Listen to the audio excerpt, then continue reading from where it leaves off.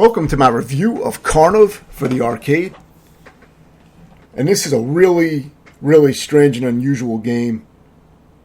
It's different from a lot of the other arcade games out there. This was one of the early arcade games that I tried to beat on MAME, early console-style arcade games, not including fighting games. But when I say console-style, I mean games with penalties for death. You know, not like games where you pay to win, basically, and can continue right from where you died just by pumping in credits. So this game has checkpoints. It has unlimited continues, so you don't have to worry about that, but it has checkpoints. And once you get a checkpoint, you're locked into that checkpoint, meaning you don't have to worry about getting sent any farther back. You always get sent back to the last checkpoint you got to. You don't have to start the stages over. So it's the kind of game that you can just spend hours working on checkpoint to checkpoint until you beat it. But it's an extremely difficult game initially because the logic in this game is pretty insane. I mean, I didn't find it to be that hard once I knew what I needed to execute. The execution is not too bad, but figuring out what you actually have to do step by step it's extremely strange, and it's a very strange logic to this game. It's an unusual game. It's kind of like a slow fat man in a bullet hell. You know what I mean? I've described it like that before, and I think that somewhat fits because sometimes you just have, bullet patterns that you just can't fit between. You know what I mean? But it's a very strange game, but you do have a lot of different power-ups and things like that you can grab and use. And some of them you pretty much need to find and use in certain parts because there's just some ridiculous logic, like I said, which I'm going to show in the review. I thought this would be a good one to cover because it's a very unusual game. And I like the game. It's far from great or anything like that, but it is an interesting game. So there you saw I killed the first boss on this first level. You see, it's just one boss, obviously, and I killed him and that was it. And with rapid fire, you can really mow down some of the bullet spongy bosses and enemies. You can mow them down pretty quick if you have a rapid fire controller. So that does speed things up. So here is a simple part of just some simple patterns of dodging these fireballs. But of course, you do have to do that pretty precisely. You don't really have a lot of room to think about it. You pretty much, this is a memorization game by far. That's what it's mostly about, is memorizing each movement through to the next checkpoint. Now, the checkpoints aren't too far apart. And the game really isn't that long. And I'm going to link in the description, I will post a link to my tutorial with commentary, which shows all the bizarre shit that you have to do to beat the game. And it's going to show you how to beat each checkpoint without any starting power-ups for the most part, because that's pretty much how I had to beat the game. Because, of course, when you die and respawn on the checkpoint, you start with no starting power-ups. So, this is the boss of this stage. And you see I met a quick death. You really need to know what's going on. So here's another stage. I'll show some more examples of gameplay. I'm going to show some of the ridiculous shit, too. I tried to highlight that in the review. So the swimming stage is a big pain in the ass. In the swimming stage, you have this huge character sprite, which can get hit on any part of its body pretty much. So it's a very big hitbox. And, you have to move through these weird areas where there's tons of bullets and enemies. There's a lot of slowdown, which the slowdown kind of helps you in this game more than hurts you. But you can see this is, even for an arcade game, the hardware was trying to push itself to the limits. You know what I mean? They really tried to cram the arcade hardware to the sprite limit, by putting so much shit on the screen that it causes massive slowdown. And they didn't give a fuck because they just want to get your coins, because it's an arcade game, so they just want your money. So you can see they took advantage of that here. The NES version is a fucking joke in difficulty compared to how hard this game is. And, NES couldn't have crammed this many sprites on the screen, but the arcade can do it. Albeit it is sloppy, though. It is, it doesn't do a great job at it because the hardware's still struggling to keep up with what's going on. But you can see how dense some of those water areas get. So once you figure out and memorize your path, through all this bullshit, you'll see what you have to do at the very end. The end of the stage is complete bullshit if you don't know what to do. It's complete fucking bullshit. And this game, I considered one of the most extreme 2D games that I beat at the time. I don't anymore because the execution is really not that bad if you know exactly where to move. Maybe you can say that about a lot of games, but I really didn't find that to be that hard once you know the path and how to move through. It's not too hard to memorize, in my opinion. But it's really fucking hard initially when you don't know what to do and there's no videos online of how to beat each checkpoint with no starting power-ups. All the videos show people cheating and fully powered up and shit like that with save states and other cheats, invincibility. So there was no resources for me when I beat this game, really. So I had to figure out each checkpoint myself. So see, to beat this stage, it's complete bullshit. When you get to that top of the top of the stage and you get back on land, you got 2 T-Rex bosses and vultures that swoop down and kill you immediately. You die in one hit, obviously.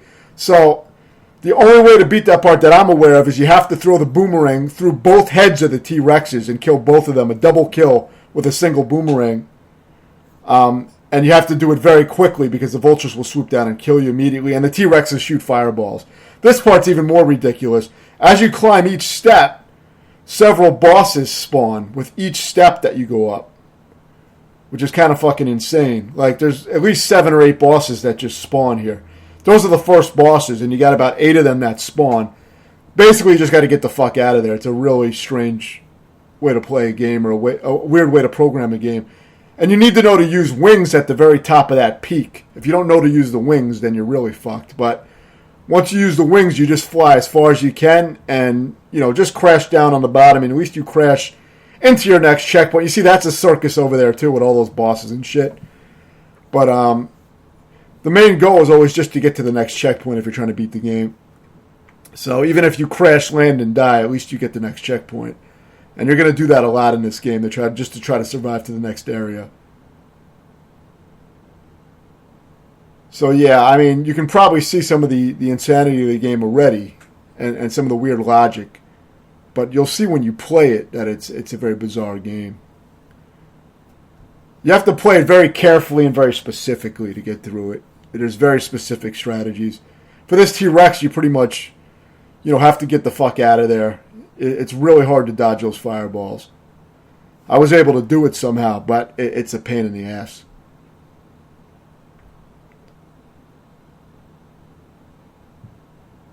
But, yeah, like I showed you in that water level, though, you see that it's kind of insane that you have to have the boomerang to take out the 2 T-Rex bosses that are spitting fireballs at you as soon as you get on solid land. And there's vultures swooping down immediately at you as well. So it's a whole fuck show, It's a freak show. And you have to throw that boomerang and pretty much take out both of them with a single boomerang, or you probably will never beat the stage if you don't do that. It's kind of a weird thing to have to know to do, though. You know what I mean? It's not really too logical that you would know to do that. But you'll have to figure out shit like that, or just watch my tutorial and you'll get all the information you need. Because I'll show you how to beat the game checkpoint to checkpoint, with no starting power-ups. So you'll know all the movements required. Of course, you can find your own paths, I'm sure. But there's not really a lot of room for variety, it doesn't seem. The game kind of forces you to do certain things. It's very rigid. It's a very, very memorization-heavy game, I find.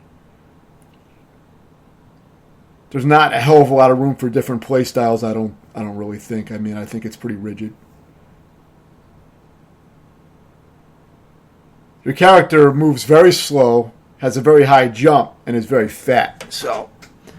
And you're trying to maneuver between a bunch of shit. So it really is a memorization type of game. So now this is the final stage. And some of the items you can use are things like ladders and things like that. And you collect various items you can select between. And sometimes you're going to be using those for various parts. So this last stage is one of the most memorization heavy areas, because I don't know if there's any checkpoints in this stage. I don't remember if there is, but I remember if there was, it's very scarce. There may be no checkpoints in the final stage, but if there is, it's very, very, very limited. So you mostly have to do long stretches of gameplay on this final stage without any checkpoints, from what I remember. Now, if you're playing one of the ROMs, and I do address this in the tutorial, if you're playing this on MAME and you play one of the ROMs, be careful, because if you're playing the wrong ROM, I believe it might be the middle version of the game, it's one of them, the final boss will be completely invincible.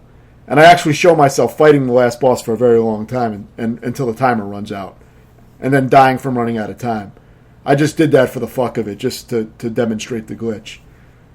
But the boss should not take that long to kill. It's kind of hard to dodge, but it doesn't take a lot of hits. So if it's taking over a minute to kill, you're probably playing the wrong version of the game. Just a heads up on that. That's not anything that I would review badly of the game itself, because I think that's just a bad ROM or some shit. If that's the case, I'm just reviewing the one that actually works properly, because I don't see any reason to really review that version of the game. I don't even know what kind of ROM that is. It's weird that it's even on MAME. But maybe that was released in arcades. I'm not sure. So yeah, this final stage is very, very specific with each movement, and really, really need to know exactly what paths to take. Sometimes you want to take a lower path, sometimes an upper path, and you just want to know exactly how to move with the kill. And you get the idea, but it's very memorization heavy. And the last boss it's not that bad, because you can kill it really fast. You see, you only need to do like 2 positionings or so to kill it if you do it right.